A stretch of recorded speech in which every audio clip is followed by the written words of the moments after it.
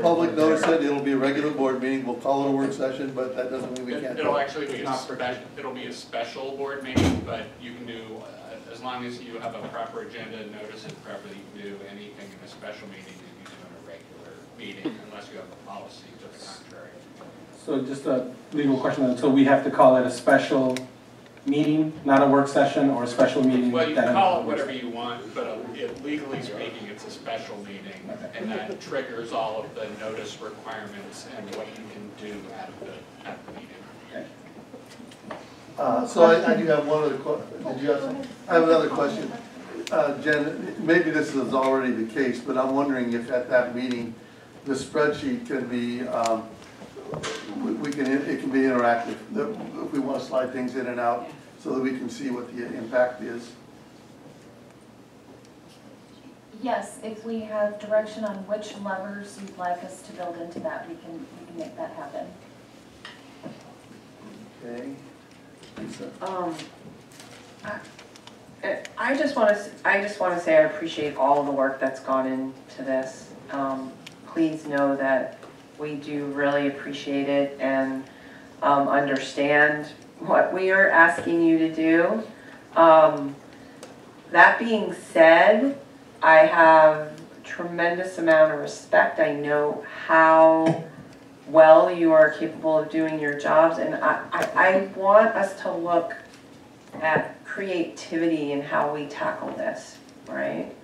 I think I asked at the last meeting, like, there's multiple funds, right? And Brian, you explained to me that some of those we can't touch. Are there any that we can?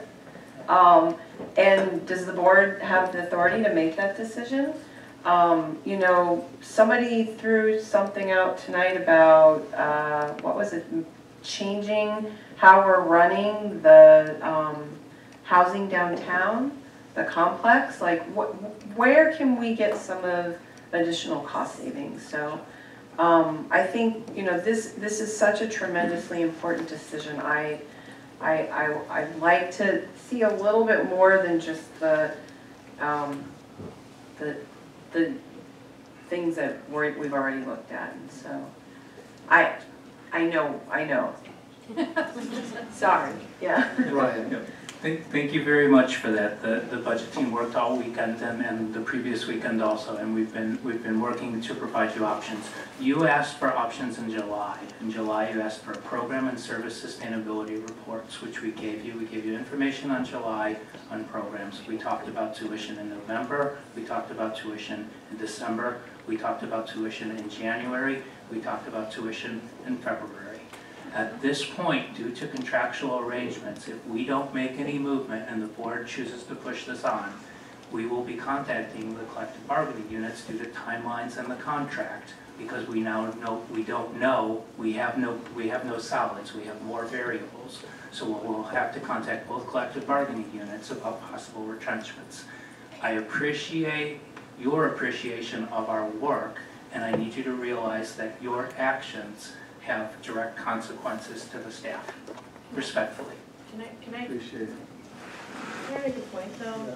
I mean, I understand that, Brian, but personally, I'm a little frustrated because when we were at the January retreat and we got kind of some of that scenario document, I made a lot of these same points in that meeting. I said very clearly that I would need to see something that shows kind of the direct impact when we're talking about raising tuition, what that then means directly for impacts on student services and other things in our priority investments. And I get that there's pieces of that in here, but it's not fully in here. So I don't want it to, it seems like we're asking you to do brand new things, but we're not actually asking for brand new things. A lot of this was discussed in January, it just hasn't been presented yet.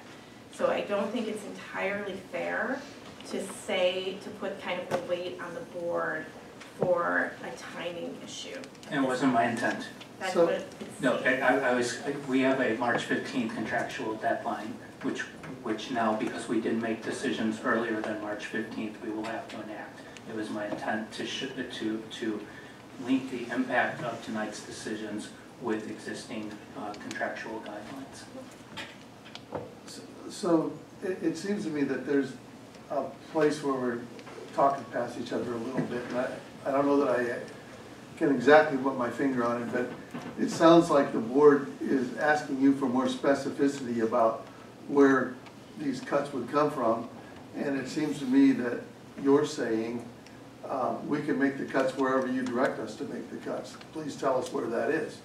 And I don't see how we're going to get to resolution with those two elements being as they are. We did offer 9 programs for review in July. We'll consider 2 of them this evening. We've heard some feedback that perhaps counseling and advising wouldn't be areas the board would be interested in, but we can keep bringing proposals that don't include the difficult choices tonight. The difficult choices we don't make tonight will be new difficult choices in April. Well, that is what makes me fearful, Brian, is that you can keep presenting stuff to us and we can keep saying, that won't work, that won't work, that won't work. And time goes on and we haven't made the decision that we're required to make. Paul? Matt, thank you. So we really have 2 choices, barring any action from the state. We can look at revenue, which our only really source at this point is to look at tuition. That's nothing anyone really wants to do, and I appreciate that. I've spent my career advocating for access, and I think that gets in the way of that, so I truly appreciate that. The other thing we can look at is our expenses. And I think, can we be efficient and can we look for savings? Yes, we are not going to find 10% inefficiency savings out there. We will do our best to protect the things that our students need. We are proposing today 2 programs that are expenses that it's our opinion would have the least impact on our ability to serve our students and realize our mission. And those are the 2 that we've put forward to you to consider later today. As we look at other programs or people, there are direct impacts. And there are direct impacts, further direct impacts I should say, because these will have impacts on our students. And as we look at them, you know, we look at programs that are revenue streams, if you will, because they generate FTE, they generate tuition, instructional programs, and we can look at support programs that help students be successful so that they can realize their dreams and can actually complete things for us and may actually be able to retain them from term to term. And we have chosen to invest in many of those, the student success coaches, the advisors, and things like that, that we think really will allow us to address a revenue stream in the future as well by increasing retention. And we've seen that, some of the results I showed you last time we met regarding some of the investments that we did in success coaching and online education, things like that. They are starting to make a difference, and I suspect they will continue to. If we're forced to look at instructional programs, we are going to lose a revenue stream when we do that to try to save money because they generate FTE. If we're forced to do that in a way that is prudent, we would look at the ones that cost us the most per income that we get, right? And you know what? They're the ones that, I mean, it's nursing, it's dental hygiene, it's career and technical education programs that we know serve this community, provide a way out, a social mobility for our constituents. I would hate to have to get into those. I would hate to have to to maintain access, have to trade off success for that. And do I wish to pass a tuition increase on to students? Absolutely not. Is it something that we might have to do as we work our way through this budget difficulty? I believe it is. And I think that we will do it in the most responsible, respectful way we can to promote and encourage and, you know, their access and their success moving forward. So we will continue to work, but there's nothing, if there was something out there easy to find, I believe this team would have found it by now and presented it to you. And we're doing the best we can, and we will continue to. So we have a motion on the floor. I'd like to ask for one more piece of information before I ask for a vote. I understand that the administration wanted us to make a decision tonight, and I knew that there was a time frame that it was important. I didn't quite understand that drop dead was tomorrow, in terms of having to send a Just of notification. notification. Yeah. So my question is, are there other deadlines that are looming? You mentioned May is registration for summer classes. When do you, what are some dates that we need to keep in mind as we make these decisions? If we do not have an action on tuition by the April meeting, we will not be able to program our banner in a way to be able to collect tuition in both summer and fall. So the April regular board meeting is sort of a drop dead date? It is pushing it, but I believe our team will do their best to get the changes in place by then. So you're saying it would be great if we could do it earlier than that? It would be. You've been saying that, I guess, since October. It would be yeah, beneficial to us in many ways. And regarding the noticing of the employees, we're required to notice there may be cuts, not what the cuts are. So. But still, that's a scary thing for somebody to get that kind of letter in the mail. It's not a good conversation to have. Okay, are we ready to vote on having a special meeting? I think we have, go ahead, Donna, call the roll. Okay, Phil Carrasco. Aye. Mike Eister. Aye. Matt Keating. Lisa Fragola. Aye. Melanie Munzer. Aye. Rosie Pryor. Aye. Susie Johnston.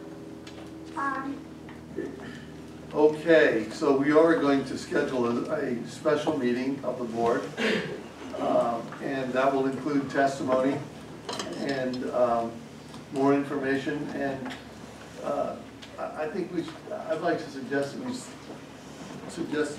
that we set a target for ourselves to make a decision about tuition at that meeting. Just a suggestion. Matt. May I request that this special meeting date not be during finals week or spring break? Yes. Okay. I know, it's not, there's a lot of window there, but. I would like to make it easy for students in particular to be able to communicate with board members about the types of impacts that administration would have to consider if there is a tuition freeze. Because the people we haven't heard from about the specifics are students. You know, do students continue to advocate for a tuition freeze if they know that A or B or C would have to happen as a result? I think that would be more meaningful feedback to the board than just sort of generic comments about the hardship. There's no question that an increase in tuition is a hardship, but how much of it, it's the question that Melanie did a good job of articulating. Is it better to have the impact of raising tuition so that we can make the investments that are likely to underpin student success going forward? Or is it better? The biggest concern that I have is there's no one here tonight that's speaking for the students who no longer can attend Lane. Our enrollment is at a lower level than it was before the aberration of the recession, and I want to understand what this institution can do to get us back on that upwards trajectory. And so, you know, I need to hear from students as well about the specific impacts that might result if we freeze tuition. Phil. And then similarly, I mean, same thing with faculty and classified. I mean, we hear a lot of the leadership from faculty and classified, but I mean, we'd like to hear from a lot of the members as well to come out and speak. Please, if you can turn them out, because we'd like to hear their impact as well. So I have a question, Brian. You alluded earlier to that our conversation might have been more productive had we taken another a look at the broader budget proposal before we engage in our conversation. Does that apply to a discussion about the food service and the bookstore also?